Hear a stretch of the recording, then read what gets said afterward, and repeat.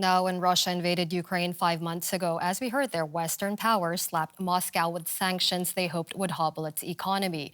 A new study out of Yale School of Management shows they have. It says Russia now has an untenable position as a commodities exporter, while imports that make up 20% of Russian GDP are down by half since the invasion began. Companies are leaving Russia in droves, erasing 3 decades worth of foreign investment. The study's authors caution against overestimating the Russian economy's resilience. One of those authors joins me now, Jeffrey Sonnenfeld. He is the Senior Associate Dean for Leadership Studies at the Yale School of Management. Welcome to you, sir. Now, one of the key points he seemed to be Thanks. making is that there is no grand design to Putin's actions and that he doesn't, in fact, have a brilliant strategy for absorbing the sanctions. How did you get to that conclusion? We took a look actually at the numbers. What's amazing is that Putin has tried to disguise the economic statistics, the national economic statistics that they published for 30 years and almost fairly transparently, or at least to the part of the world believing him for the last 20 years. He's destroyed that all, as many economists have come to realize, destroyed that in just the last 4 or 5 months. So the standard national income statistics of imports, of exports, of oil sales, of commodity sales, capital inflows, capital outflows, the central bank standing, the loan origination, the foreign direct investment, the air flights, the volume of flight traffic and passengers, and private companies that used to have to report monthly what their performance was. None of that is transparent anymore.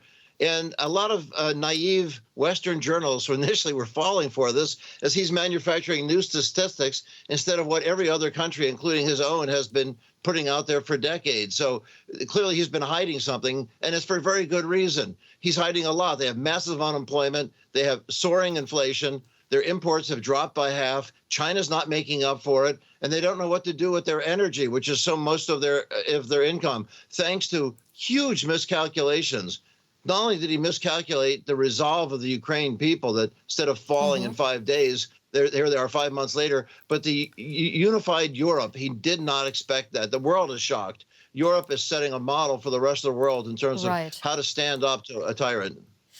You alluded to the difficulty of getting reliable metrics out of Russia. How did you do your analysis when that is, in fact, a challenge? Such a great question. For anybody who wants to follow up more than I can bludgeon you with right now, this late hour for you, is there's something called SSRN. It's a free service that is scholarly network, SSRN. They type in Sonnenfeld or sanctions, that'll pop up. We have 100,000 people who've already looked at it already. It is 118 pages of our research. It's very transparent. And what it is we've gone to non-traditional sources, is that to get the airline data, for example, we get to all the companies that were leasing, that run the planes or the servicing, to try to get to the China statistics. Is if they won't release what they're selling into China, China says, here's what we're selling back to Russia. Things of that nature. There's stuff where they say, well, we can send the oil into China that we won't put into, be able to sell into Europe, which is 86% of their gas, for example. An even better example, they can't get that into Europe now, and they're even shutting it off to try to threaten Europe. Of course, is they can't ship that through to China or to India, because there are no pipelines to get it there. And this is not liquefied gas that can go by ship, which would take weeks. It actually has to go through pipelines. There's one pipeline that can get maybe 10% of it, enough to maybe light up Hoboken, New Jersey here or something. Not much to do for Europe. So it's and Europe is perhaps 40% of their gas they're drawing from Russia now, and there are alternative sources that are ramping up in the next few months.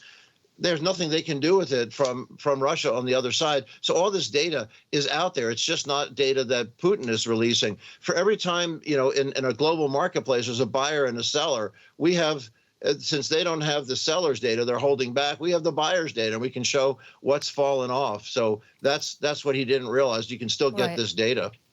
Now, so sanctions are working as far as they're damaging the Russian economy, but the point isn't just punitive, it's to keep Moscow from being able to finance its aggressions. Can the sanctions succeed in that way and bring about the end of the war?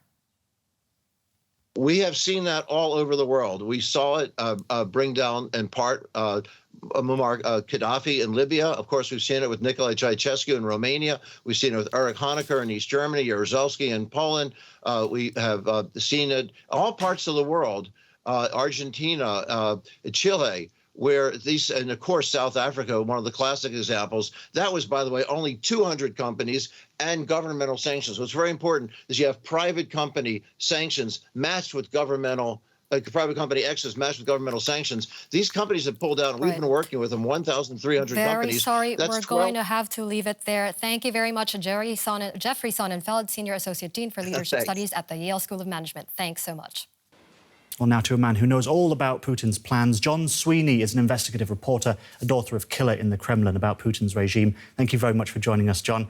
How did Putin get to this position that he is in now of having the whip hand not only over Russia, but of Europe too?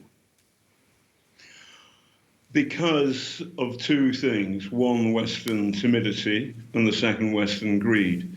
For a long time, the West, people and politicians in Germany, in Britain and the United States kept on looking the other way when Vladimir Putin murdered people. He's a serial killer, in my view. And the West kept on looking away and letting him get away with murder after murder after murder because we liked cheap Russian oil and gas. The City of London liked dark Russian money and created a kind of fog machine so this money could be hid and nobody knows who the true owners of this Russian dark money is, where it actually is. And Germany in particular liked cheap oil and gas. And one of the dark ironies of the war so far is that as much money that the West has given to Ukraine to help Ukraine fight against the brutal invasion, we have given far more to Russia to pay for its oil and gas. And because of the war that Putin started, the price of oil and gas has gone up. So yes, sanctions, but actually the reality is that Europe in particular, Germany in particular, has kept on buying Russian oil and gas. Now, obviously, this is an addiction which is hard to get off quickly. Right, absolutely. But we need to do it quickly. Yes, I mean, we've seen with the Nord Stream pipeline, for example, that Germany bet big on that, and we've seen what's happened with that in recent weeks. Well, Putin denies that the sanctions have done lasting damage to his country. But have they had an impact on his power base or among the oligarchs, those who hold him in power through money? Putin lies so smoothly, you cannot trust a word the man says. I think it is true that sanctions have hurt, and there are specific things that we can look. All Russian statistics are unreliable because the people who do them know that if they displease the Kremlin, they may lose their job. And if they really displease the Kremlin, they may lose their life. So let's leave statistics aside and look at the observable world. One of the biggest, most important sanctions is that Russians find it much more difficult to move around the world. The oligarchs used to be able to park their yachts in the south of France, send their children, legitimate or bastard, to fancy English schools, Eton, Harrow, even Winchester. All that is becoming much more difficult. It's still possible because they've got lots of money, but it's becoming much more difficult. Russian car manufacturers are now producing cars without airbags because you can't get the technology. The word is that they're taking out chips from washing machines and putting them into Russian-made drones. So at least some of the targeted technical sanctions are working. Right. The wider question is what's happening to the Russian economy, and it looks as though it's tanking by 20%. That's not enough to stop the war, but it's enough to send a message to ordinary Russians that their leader, Vladimir Putin, has made a catastrophic mistake. Well, let's see whether that mistake will end up with him leaving. But it's not going to happen anytime soon by the looks of it. But we'll see, and you'll be watching that, of course. John Sweeney, author of Killer in the Kremlin, investigative reporter. Thank you very much.